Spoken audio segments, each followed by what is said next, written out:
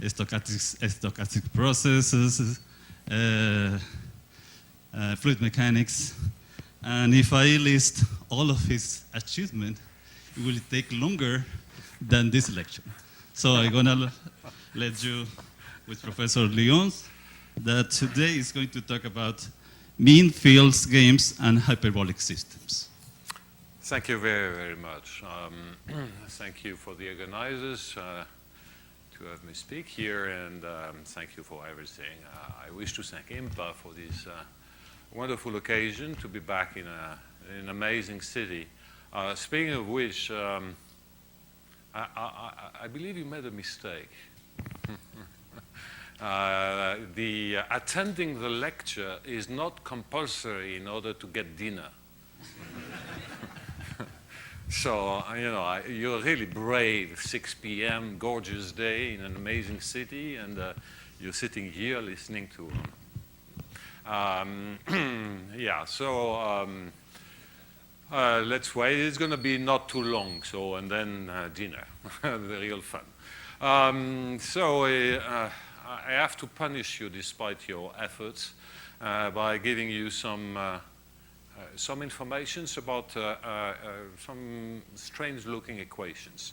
I'm going to use the blackboard, so I will have to write it loud enough so you see me at the end. In the end, please shout if it's not big enough. Huh? So here the equation. Cap U stands for the unknown, and we're going to have something that I will write f of x in u times grad.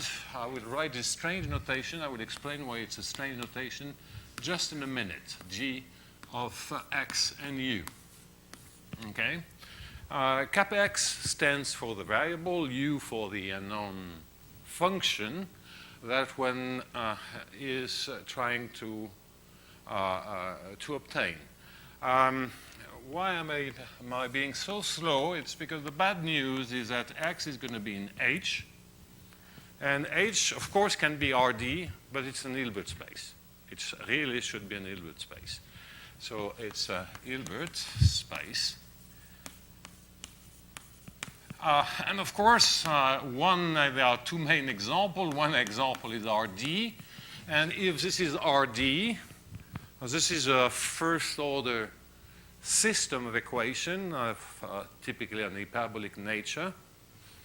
And I explained a little bit these notations. But observe immediately if this is RD, then f is like some nonlinear vector field eating on the gradient of the function u, right?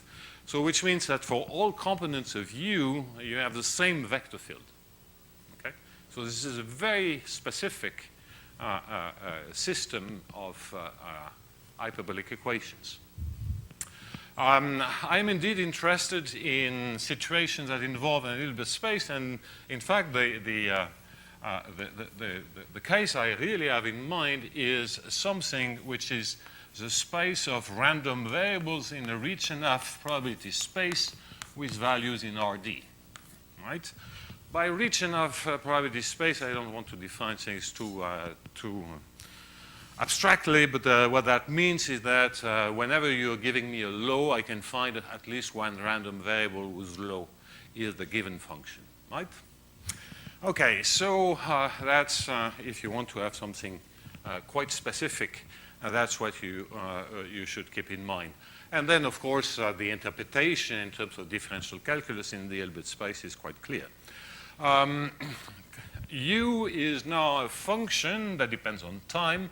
Time is going to start at 0 and possibly end at some finite time, but we'll discuss that later on. And U is going to be a function if we ignore time. It's going to be a function from x into x. So in RD, we have a d by d system of partial differential equations. It's still partial differential equations in some vague sense in a Hilbert space, but let's not worry too much about the details. F, and in fact the couple GF, is a couple function that goes from x cross, I'm sorry, that's cap x is h. right? I'm already. Let's denote everything by X, and then the talk is going to be easier. So H cross H, right? So clearly, whenever I write U here, this means U at the point cap X. Fine. So I have to mention that although there is min-field games in the title, I won't be speaking at all about min-field games. In fact, tomorrow I'll be giving, another bad news. There is another talk of mine tomorrow at 6 p.m. There's going to be, I'll make a much more elementary survey of what we call min-field games. And in particular, what we're going to see is that typically those min-field games are equations which are set on the space of measure. So typically things of measures over RD with having a second moment bounded. Okay, so the random variables associated to those measures are naturally square integrable.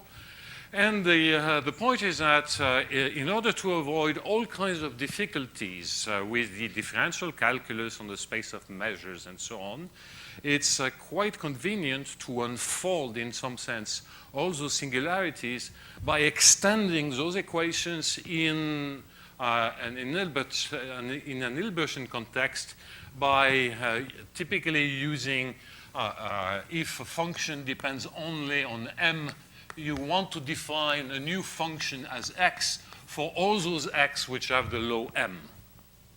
Okay? So it's the natural extension of thinking of a symmetric function in RD. And these, the min-field games are then completely embedded in that example for some for a class of f and a class of g, because this equation has to preserve that invariance, namely that the function depends only on the low of the random variable. So which means that in particular all the x dependents do have that property. Now for the u it's a little more complicated, and I don't want to go into those things, but let me just say that the two main property for min-field games that the low of u of x is equal to the low of u of y whenever the low of x is equal to y, is equal to the low of y, plus the fact that u of x should be fx measurable. So, which already explained, because the subspace of all square integral random variables which are fx measurable may change. It's a subspace whose dimension may change quite a bit. It may vary a lot, and that reflects, in fact, the singularities you have typically on the space of measures. So ignoring these for the time being, let me just say that this is one motivation to get rid of all kinds of singularities and write these equations in an Hilbertian context. Let me also add that there might be second-order terms that I certainly don't want to describe. Clearly, since you're dealing with in a Hilbert space, those second-order terms will be in some sense degenerate. And in fact, you have second-order derivatives only in a few directions. Typically, for min-field games, if you want to have typical examples, you should think that you're going to get on the right-hand side, you're going to have the Laplacian in RD of u. What do I mean by this?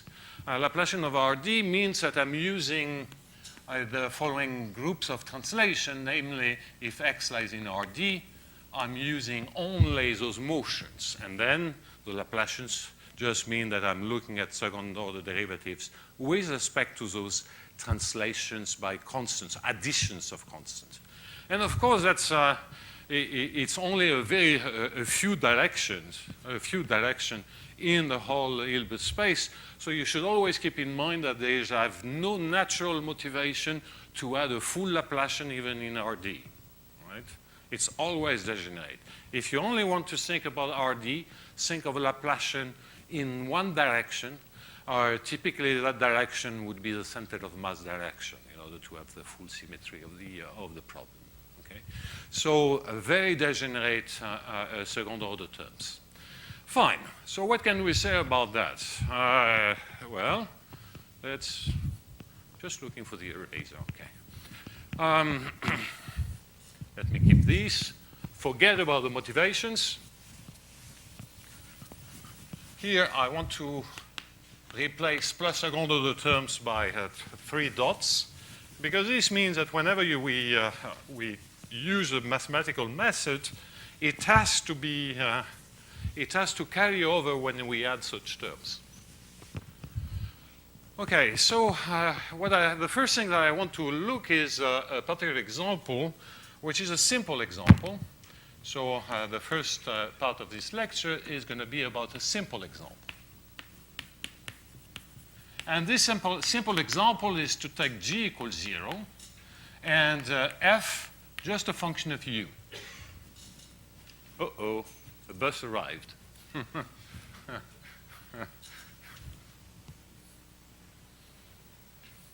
So let's wait a few minutes so everybody has a chance.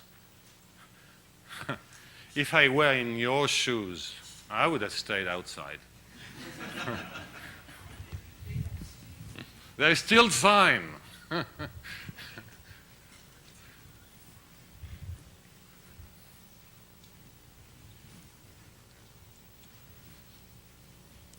So let me start again. No, I'm joking.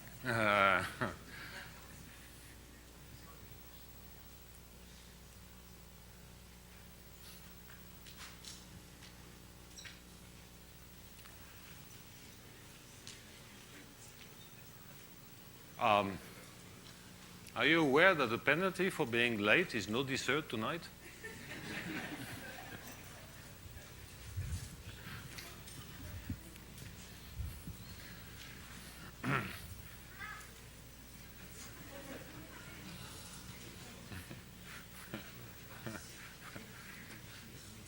Take your time. We are in a civilized country, Brazil. Huh?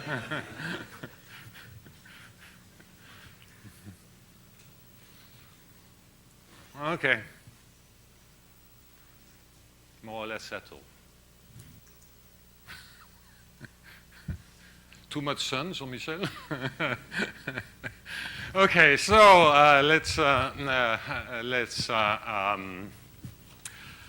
go back to to what I was mentioning. The 3 dots for those who are late is the possibility of having a low-dimensional Laplacian on this system of equations set in an Hilbert space.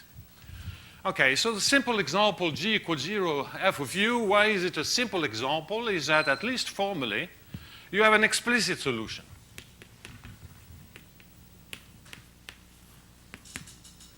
And here's the solution. It's u is the composition of u naught. I should have said that, of course, this is, we look at this as a Cauchy problem, and then those equations are, to those equations we add an initial condition, of course, which is a mapping from H into H.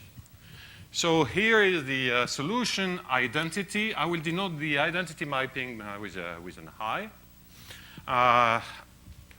plus TF composed with U naught minus 1. Whenever that makes sense. Okay? So if you're lucky and F composed with U naught is always multiplied by T plus identity is always invertible, that's a solution. Okay? So we should read what we can on that formula. Well, clearly, since we want to deal with a much more complicated equation, we cannot say that there exists a unique smooth solution provided this mapping is always invertible. That wouldn't be so very efficient. It would collapse completely for much more complicated equations, right? So what kind of criteria can we invent in order to make sure that this mapping is always invertible? Well,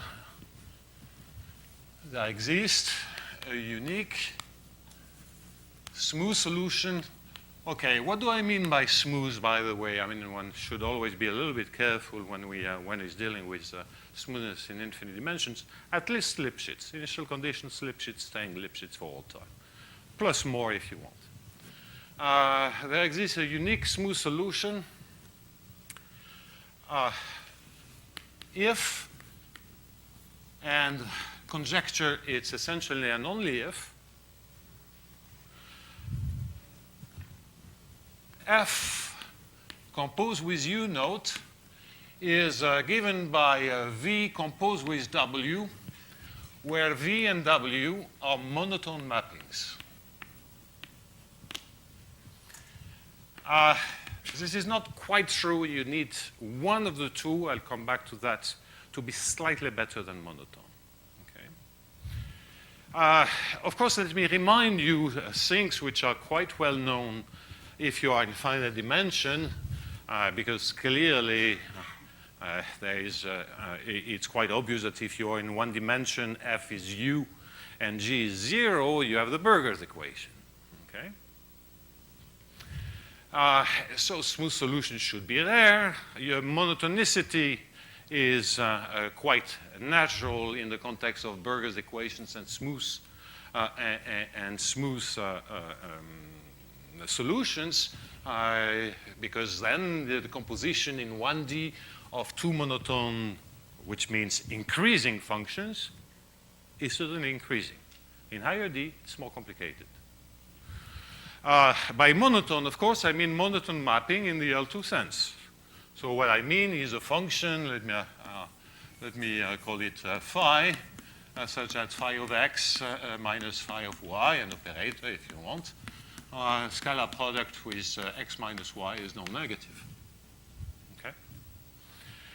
So in finite D, I mark, in finite D, in RD, there is a very sharp criterion which ensures that you can invert, and this is classical in hyperbolic equations. It's to say that the spectrum of the derivative of f composed with u naught, the spectrum doesn't intersect the negative real line. This will ensure that you can invert that operator, and thus this will be well defined, and you keep the smoothness. So the precise assumption is something like D of F spectrum, and you have to quantify this a little bit in order to have no problems at infinity and so on. And intersected with the negative real line should be empty. Empty intersection, right? Now, of course, if you are in one dimension, that's any news about the spectrum is bad news, because you have one real number, that's a spectrum, and basically this means that the derivative should always have the good sign, namely non-negative, and we are back to the increasing function. Okay. Criteria like that do not carry over so well in infinite dimension. Why do I say that's an if and only if? By the way, it's essentially up to technical details. It's an if and only if. I'm going to get more and more rigorous as time goes on. It's an if and only if condition. So if we claim this is an if and only if, there is a conjecture saying that whenever we have such a situation, again with maybe some distance to the negative axis, you can do a factorization in terms of monotone mappings. I don't know. What I know how to do is to prove it locally, because essentially it's a lemma on matrices. And on matrices, it's correct.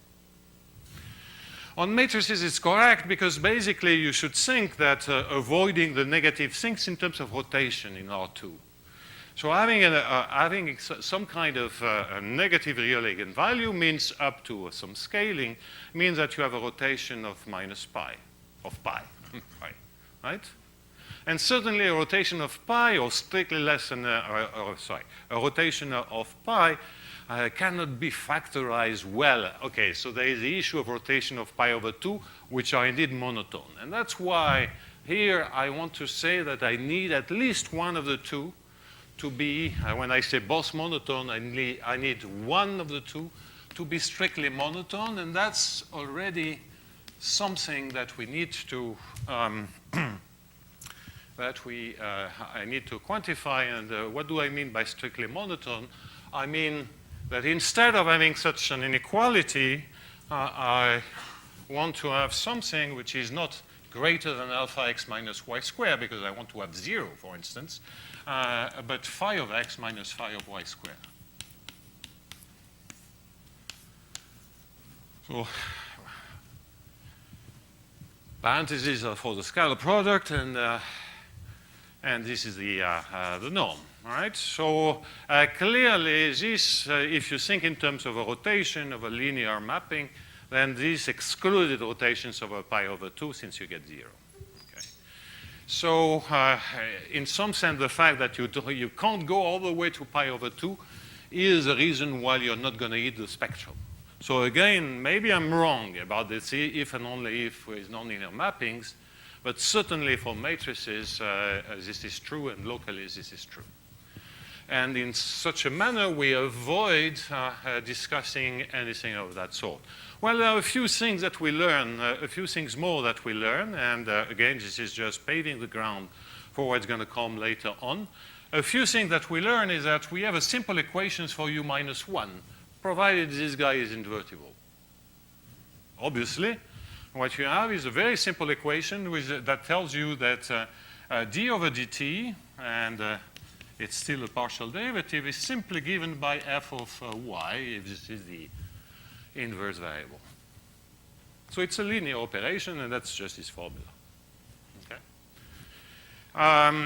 So again, this is very particular to that case, and that's the type of information you get.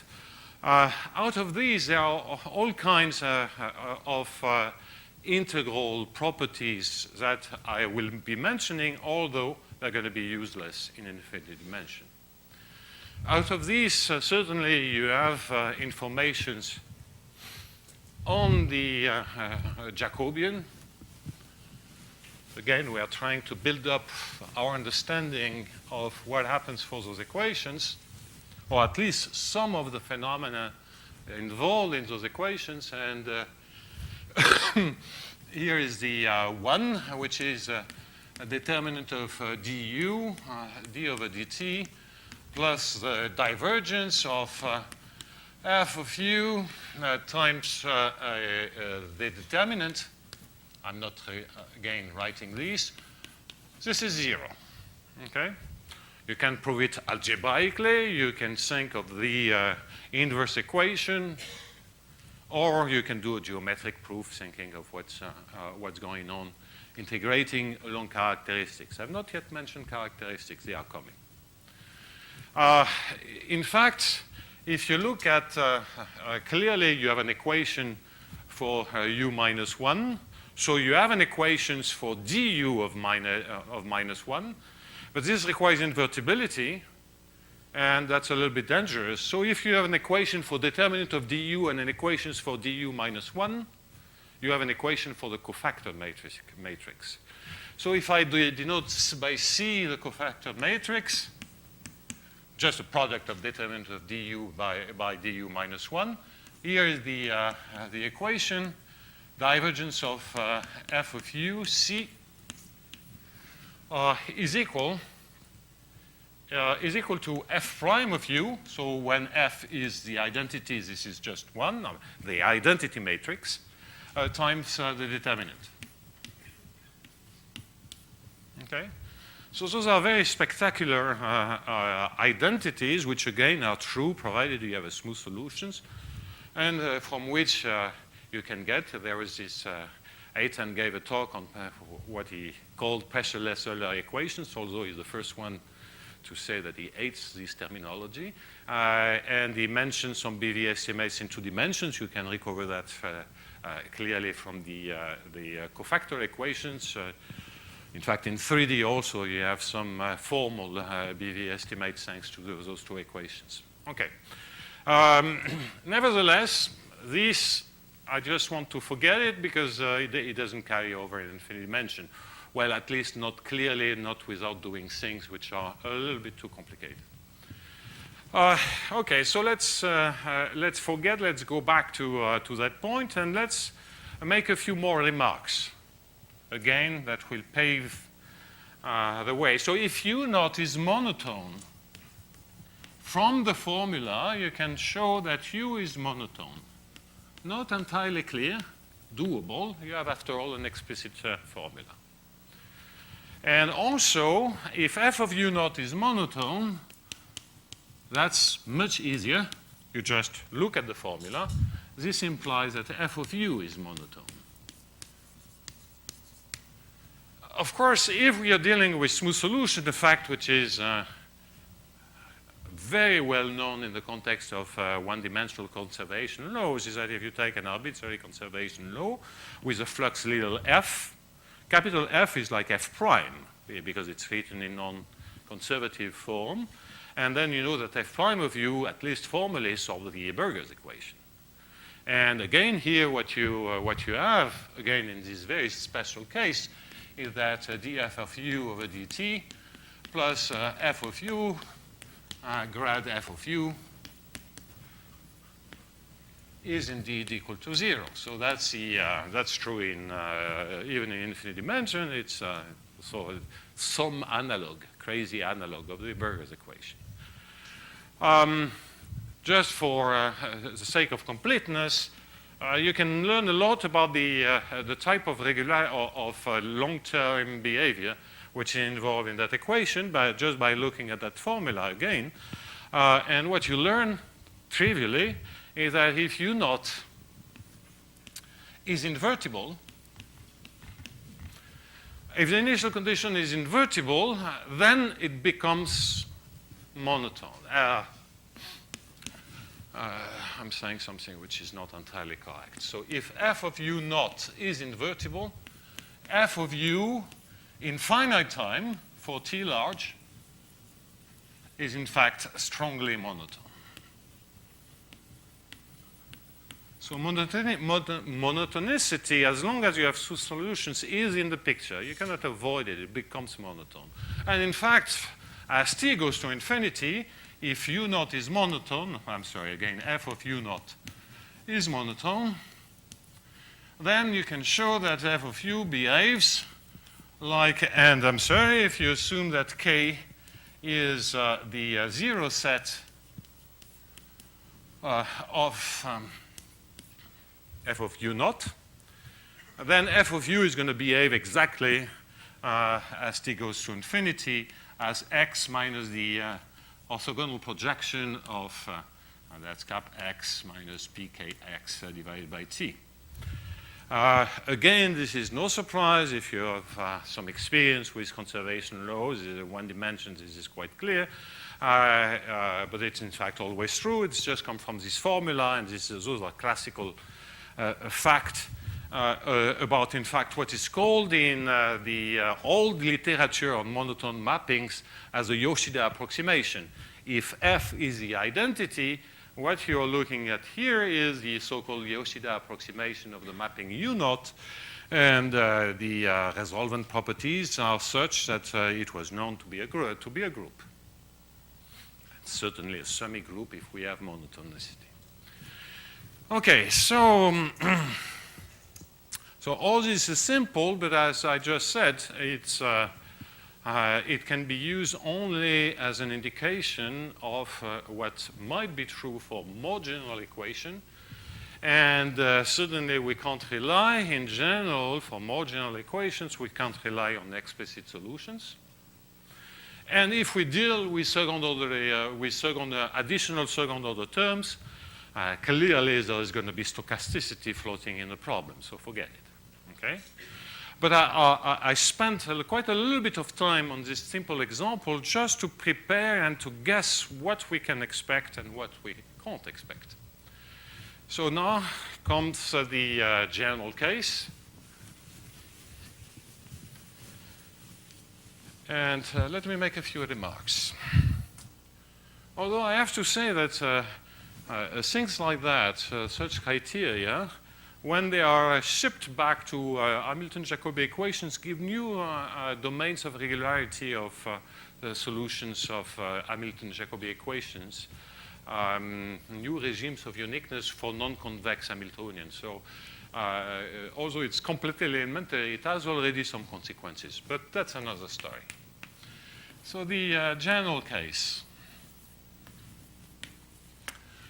Okay, so first of all, maybe it's time that I give one example at least involving an X dependence. Well, again, let's take, and this is very much related to min-field games. If we take now a first-order Hamilton-Jacobi equation, it's in an Hilbert space. It could be in RD. Okay, and we look. I'm using gradients, although we are dealing with a Hilbert space, just to make sure that you will not worry about what does it mean. Well, it just means the usual things. And an Hilbert space is essentially like in RD, at least for the differential structure. Okay, so if we look at u equal grade phi, what do we get? Well, we certainly get, and again, this is very, very classical, we get such an equation where the f is the derivative, the partial derivative of h with respect to the gradient variable. Now, phi is a function taking place in taking values in R, and so you've got hp times grad times u, and you're going to have on the right-hand side minus hx, obviously. So you see that this coupled GF is just the usual Hamiltonian pair minus HX HP, as it should. No mystery here. That's what you should expect. Okay.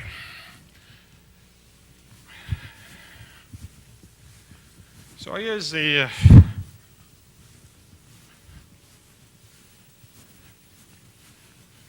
So let me make a few remarks to prepare the grounds. So remark one is that this class of equation, forget about second-order terms, this class of equation is the class, the whole class, is invariant by a change of unknowns. We saw that that was useful in the context of the simple case, because basically if we had one equation, it could carry over to all the other equations by looking at f of u, again, if we're dealing with smooth solutions. So one remark is that you can always extend what's going to come later by the use of change of variables. What do I mean by change of variables? It's creating a new function, too many phi's, psi of x and u. Then clearly you can make the computations, you're going to get a new f and new g. But it's going to be the same type of equation. Remark two, which is again, at least in the context of Hamiltonian systems, is very, very natural, is that the game of inverting gives you something. What it does, make the computation. If you don't want to think too much about the problem, just make the computation. And what you get is that, of course, you're going to exchange the role x and u.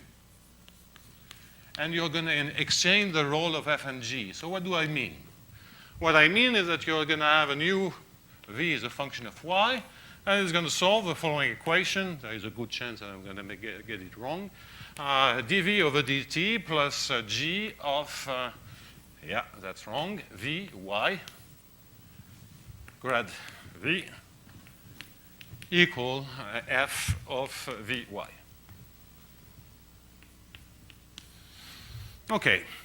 It's an observation, so it's again the same type of equation. You're just exchanging the various functions that appear in the definition of the equation.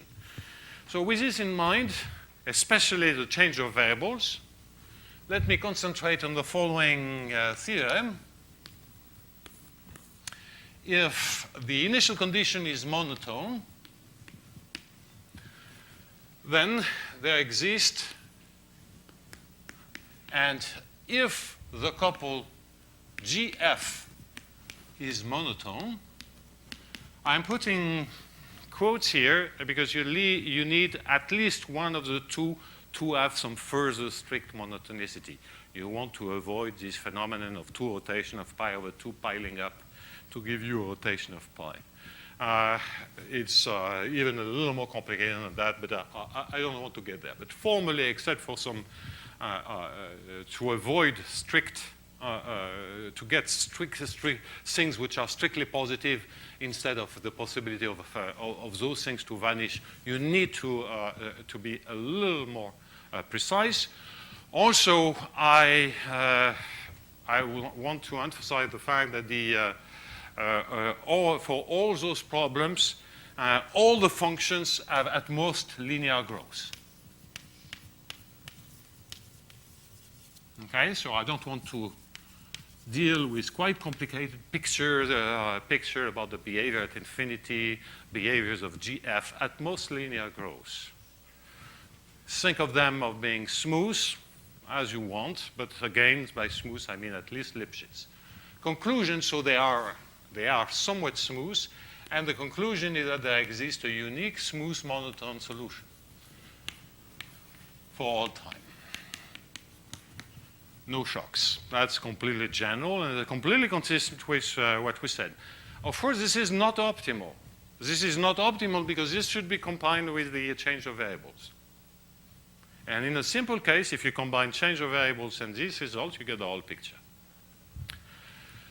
Okay, what else? Yeah. So clearly, and there exists a unique smooth solution which is monotone for all time, which remains monotone for all time. Okay, so clearly we have to understand several things. One thing is, what about the propagation of monotonicity and what about the propagation of smoothness?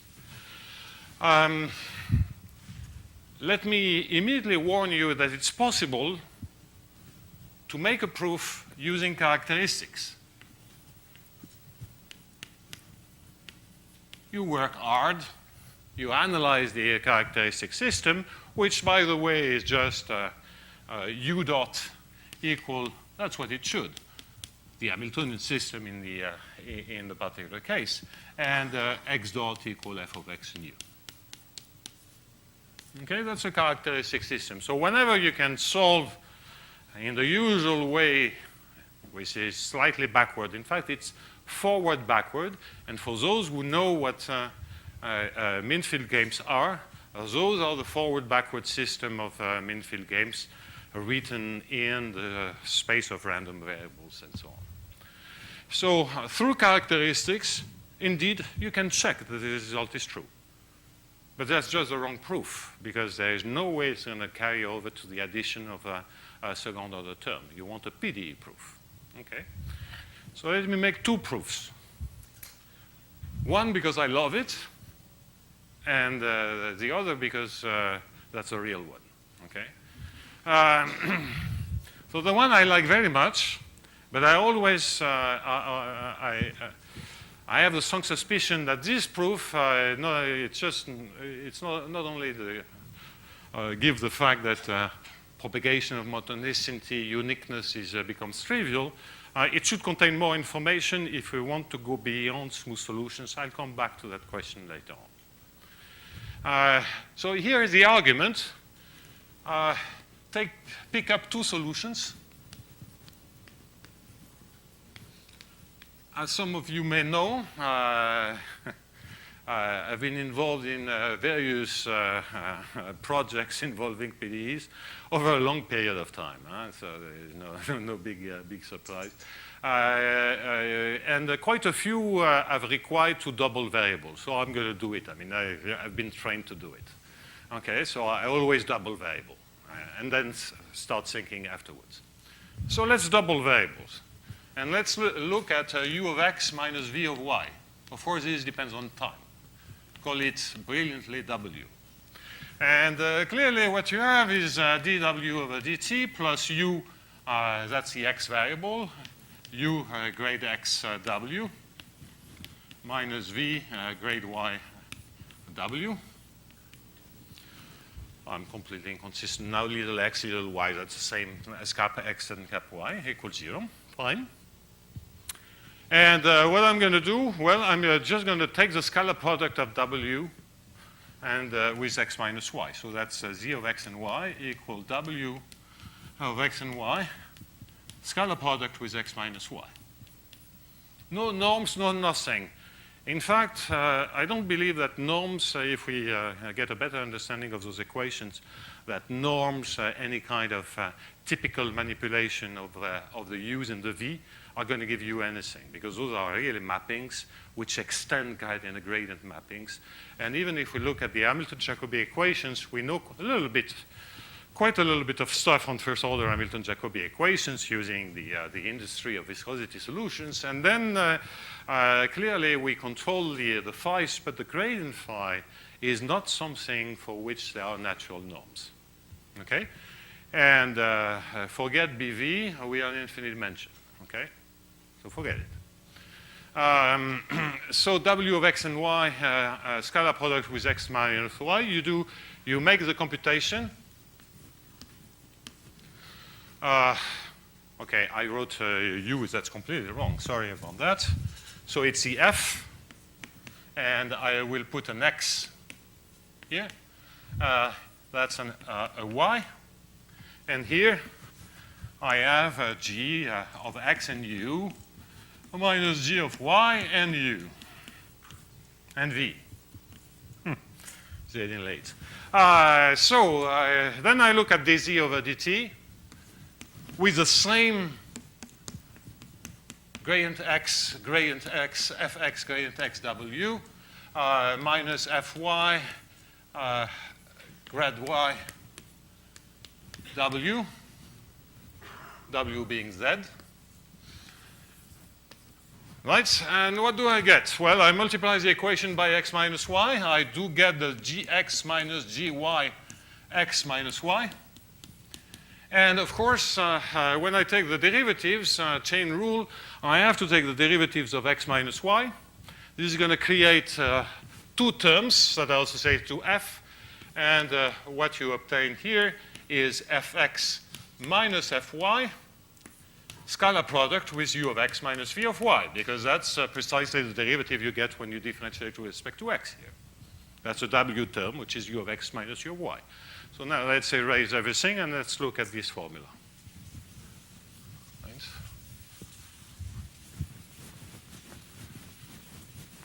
Okay. So what do we see on the right-hand side? It's g at x minus g at y multiplied by x minus y. It's f at u of x minus f at v of y multiplied by u of x minus v of y. And what is the assumption? Gf is monotone. That's precisely what you need for monotonicity. This is non-negative.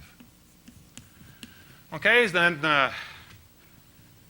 what happens at t equals 0? So for the time being, let's take v equal u. At time t equals 0, what we have, the z guy is just u naught at t equals 0 is, by definitions, u naught of x minus u naught of y, x minus y, which is non-negative if u naught is monotone. You keep positivity. You prove that z is positive. You have the growth that you need at infinity to justify this kind of maximum principle.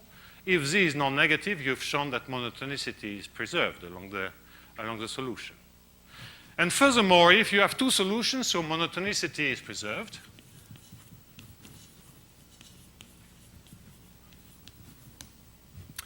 Monotonicity is preserved, and what is the next thing I want to say? Well, what about uniqueness? So let's take now two solutions that share the same initial conditions. So this is still non-negative, this is still non-negative. So what you will get for free is that u of x minus v of y, if you have two solutions, x minus y is non-negative for all x and all y's. Okay? And this implies u equal v. Why? Because you just take y to be x minus a small thing, h psi divided by h. So you get that in the direction psi, u of x minus v of x, if v is a little bit continuous. In fact, it's continuous along a line. It's called hemi-continuous. Well, you get that u equal v. In fact, this last argument is a very old trick in the which is very much related to minted trick for monotonicity and PDEs a long, long time ago. Okay, but it comes naturally in the picture, and you see monotonicity and uniqueness right away. So at least from what we understood, with monotonicity, we might be well equipped to prove regularity. Not done, but there is a chance. I have not yet shown any kind of propagation of regularity. Okay, so now comes a slightly more sophisticated proof, which is to say, well, I'm going to prove the propagation of monotonicity by a PDE argument, because also I love this proof, which is, I believe, quite elegant. It doesn't work when you add just a second-order derivative operator in one direction. It just gets destroyed, and that's exactly what we everybody has eats in terms of difficulties for the Khrushchev trick when you add a second-order equation. So viscosity solutions, we had a trivial proof for first-order problem, and fortunately Jensen had a good idea to how to unblock the second-order case. Things add up instead of subtracting because of second-order derivatives. For those who are not aware of all those things in viscosity solution in Khrushchev, just believe me, the proof doesn't work if you want to add second-order derivatives to the equations. So another proof, now that's the right one, so this is between quotes, I mean the right one. There is not such a thing as the right one, but that's the one which will carry over more a greater class of equations involving second-order terms. It's to look at the first time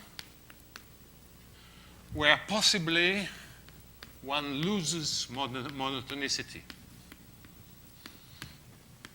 Okay, monoto. Okay. So what does that mean? And I'm going to look at it as with the gradient mapping. So I take all points on the spheres, and what I'm really looking is a derivative in the direction psi. So let me denote that. D psi of the scalarization of u of x by psi. Okay? So if we show that for all psi in the unit sphere this remains non-negative, then we have shown, so minimum is real and infimum. So one use this as some kind of test function. Okay, I don't have time to give you the full details of the proof, but let's think that at some point x naught, that I can always call 0 by translation, at some time t naught, strictly positive, I'm in the following situation. I've kept monotonicity up to time t naught, and at time t naught, I'm on the verge of losing monotonicity. What does that mean? Does that mean if this infimum were achieved, this would mean, and then there are tiny corrections and so on, forget about that. This means that there is one direction for which, so this direction, let me denote it by 1. There is one direction, E1, for which this is 0, while du over dx is a non-negative, possibly non-symmetric operator. Okay? So the point is that you then differentiate the equation in that direction and try to use this information. You're going to get a bunch of bad terms, and why it works is the following trivial observation, which is, let me, after all, take the situation in 2 dimensions. I'm going to take 2 directions. The first one and just another orthogonal one. So I'm going to call them little x and little y. But of course, the y is just any orthogonal direction in the Hilbert space. So what do we have? We have in a situation where we have d1 or dx of u1, the component of u1 in the direction e1, d2 of u1, d2 of u2, no, d1 of u2, d2 of u2, that this is a non-negative matrix everywhere. Right? at that point, d1, u1 vanishes. Now, of course, if it is a gradient, we know that the off-diagonal terms are going to vanish. That's a trivial maximum principle if you want. Here, it's an arbitrarily monotone matrix. It's non-symmetric. So what you get out of this information is that d2u1 plus d1u2 at the point x0 is 0. Of course, you also know that since d1u1 is everywhere non-negatives, all derivatives of d1u1 are 0. It's a function which is non-negative, vanishes at a point, then derivatives are 0. Now you use this information and the information I just mentioned, namely the gradient of d1u1 at x0. This is just at x0. And what you get from the equation is that du over dt at that point, of d1 of u1, d1 being the derivative in the direction u1, d over dt of that thing, because of monotonicity, you have all the information which is needed, and what you get is that at that point, it's non-negative. If it were strictly positive, this means that you would bounce back in the set of strictly off monotone operators. You may have to worry about equal 0, and that's a typical type of games you have with maximum principle. You have to do little perturbations. So here, that's the strategy of proof. Look, at the first time you may lose monotonicity. Once you do that, you recover local conditions which ensure that this is going to propagate. And the convexity of the couple GF comes in a very similar way to the previous proof. So I don't have time to give all the details. But that proof will work just the same if you have a second order term. Because you're just going to say that, suppose it has constant coefficient, Laplacian of that term is going to be non-negative. At a minimum point, second derivatives are non-negatives, and it's going to give you non-negative as well. Done. Remains only to say a few words about the, and I'm almost done, some words about the propagations of bounds, because this, after all, is monotonicity. That's only half of the picture. So for the rest of the picture, it's very convenient to bring in a trick, which is due to Nikolai Krylov, that he used in the context of Bellman-type equations, second-order equations, parabolic equations if you want, which has in fact a very simple for, I remember Louis Nirenberg telling me, why is he doing that? And the point is that if you understand the probabilistic interpretations of equations, you have to do that trick. Which doesn't mean that it was obvious. He was the first one to realize that that could be useful for PDEs. And the trick is, although there is no gradient, no nothing, the trick is to look at a function of two variables, once more, that I will denote it. I'm really out of notations, so it's going to be phi of x and another variable z, and that's simply the scalarization. It's u of x dot z. Why is this a brilliant idea? Is that because now what you have is d phi over dt, that's a scalar function. Multiply the equation by xi, and so you realize that what you get is f of x gradient z phi times gradient x phi equal g of x and gradient z phi. Because whenever you eat a u in the equation, that's a gradient z. And you know what this is. This is a first-order Hamilton-Jacobi equation. Okay. A scalar first-order Hamilton-Jacobi equation. And there we know what kind of quantities we may manipulate. And so the typical auxiliary function on which we do maximum principle-like things, auxiliary functions involve indeed d xi u xi, which after all is just xi grade x phi. Xi grade x phi is precisely that quantity, a very natural expression. It involves the Bernstein trick, throwing in here minus dx phi squared. And it involves, possibly with parameter, it involves also dx phi. Let me keep it that way. Okay. Okay, so this is the type of expression, and the rule of the game is to obtain some kind of differential inequality, which is like propagation of monotonicity, because after all, that's what we did a minute ago. But now with some extra term, which we know that for equations of that type, usually we use the plus term, and we try to get inequalities. Here the signs are reversed.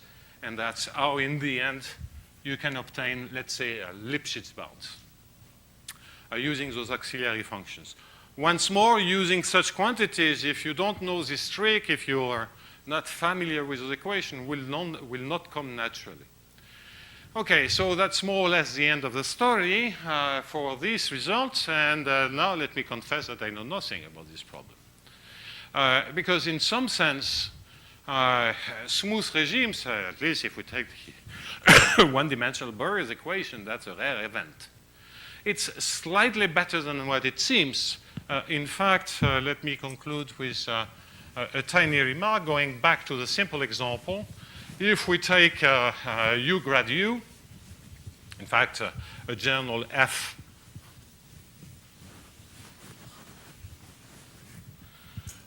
if we take this example of U grad U, and we look for linear solutions, U equal AX, so the kind of equations you have is a Riccati equation, of course, A dot plus A square equals 0. And suppose you're in 2D, suppose or that it's Z dot, think of Z dot plus Z square equals 0, right? Complex numbers. Solve this equation. Explicit, you know that the only blow up occurs if the initial condition is on the negative line, real line. Everywhere else, it works. Okay? So I'm not saying that this is a large set of solutions. I'm just saying it's not as bad as it should. And here, only the negative real eigenvalues are a problem for this matrix equation. By the way, all the integral informations I mentioned on that simple example, you can think that it's only a matrix information, and then you do that along the characteristics. Okay. Very natural. So the bottom line is, what can we say more? What about saying more about those equations? Especially if we're interested in it, but in inversion context, that's bad news, because that's already hard. Ayton did that in 2 dimensions for the particular case, U grad U, getting BV estimate, defining a solutions, and so on. BV is out of the question, and even those BV estimates, it's not quite clear that they are true for all dimensions. So the bottom line is that either some way to invent a new notion of solutions of that, maybe along the ways of these doubling variables I was mentioning. I tried R, didn't succeed. One might also be aware that there is a notion of solution, but there might be also the possibility of trying, and that's more a geometrical approach to Hamilton-Jacobi equations, and thus a geometrical approach to that. It might be to build the set of possible solutions. In some sense, you have the characteristic flow, and but then you still have to prove things about that. It's not enough to wave your hand and discuss infinite-dimensional Lagrangian manifolds, and so what? So this is absolutely not clear. Tomorrow I will mention that indeed one needs infinite-dimensional models for applications to economy. And in fact, we are not the ones who invented min-field games. I mean, we coined the notion. But the first time a min-field game was used was by 2 economists, Russell Smith, that never wrote an equation, never wrote a precise meaning, but they had a fantastic intuition. in macroeconomics, fantastic intuition on what it should be, giving rules and so on for the populations of economical agents. And they had no clue, they couldn't even write the mathematical model because this would have involved the infinite dimensional PDEs. They knew that the results depend on the density, and so they were trying numerical approaches, massive Monte Carlo simulations, to see if the dependence on the density, on the law of the random variable x, was only through a few first moments. And the conclusion was that 90% of the action was captured with a few moments. But in fact, we have shown that in general, this is related to a low noise, and we have shown already with what we know that indeed it depends on the whole distribution. So why am I mentioning economics? That's as a punchline is that very often discussing with one of my collaborators, Benjamin Moll, who is a brilliant young economist in Princeton, he is much more excited when I tell him there is no uniqueness. And then his immediate reaction than when there is uniqueness. Okay, uniqueness, we expected it. Non-uniqueness, why, how, okay? And then the next question is describe the set of solutions. So maybe the only hope for such equations would be to try to describe the set of solutions, but you first need to understand what is the meaning of being a solution. So the bottom line is that it's time for dinner, and I know nothing about this problem. I made just a few remarks. Thank you very much for showing up. I was slightly afraid that after such a beautiful day, I would be standing there, shouting and waving in front of an empty audience. Thank you very, very much, and let's all enjoy dinner.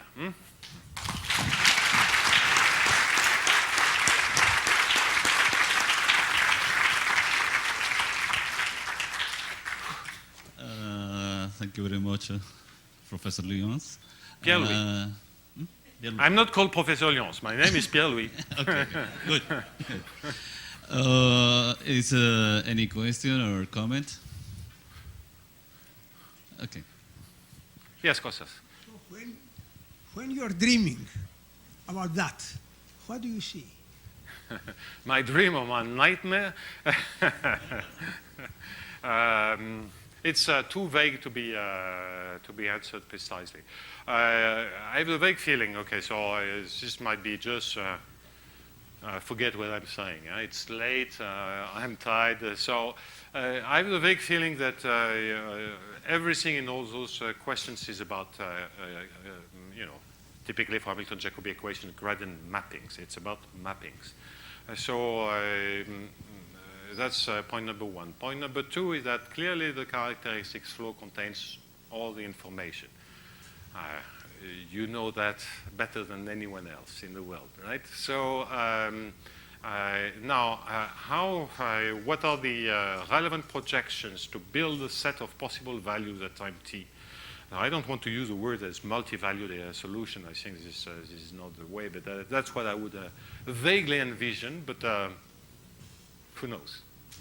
Is this driven by the applications, or it jumped in your mind because you had all this prior experience with Hamilton? No, my mind is empty, so it cannot drive anything. So it's just the fact that looking at lots of examples that we have involving midfield games, when builds up some kind of vague intuition.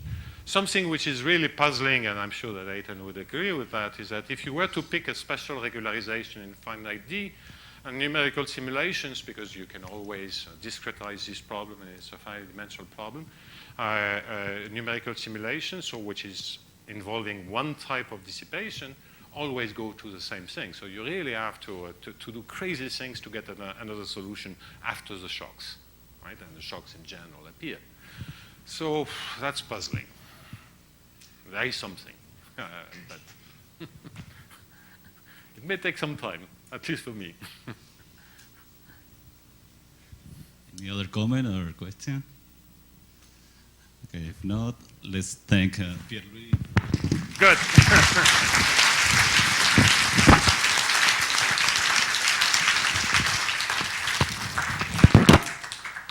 Okay, so the